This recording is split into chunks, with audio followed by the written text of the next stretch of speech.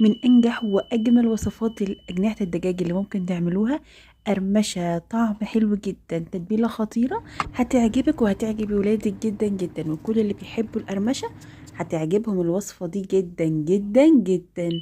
اسمعوا كده صوت القرمشة، مقرمشة ولونها حلو، طرية من جوه، واخدة قرمشة حلوة قوي من بره، مستوية كويس قوي، بهاراتها حلوة جدا، القشرة بتاعتها ماسكة فيها مفكتش خالص.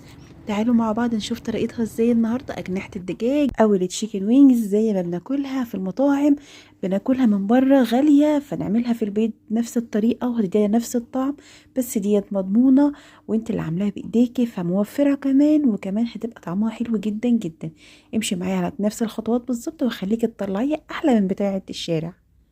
معايا هنا حوالي كيلو من الأجنحة، طبعا تعملي الكمية على حسب عدد أفراد أسرتك. أنا معايا كيلو، قطعته بقى، بمسك الجنح بقطعه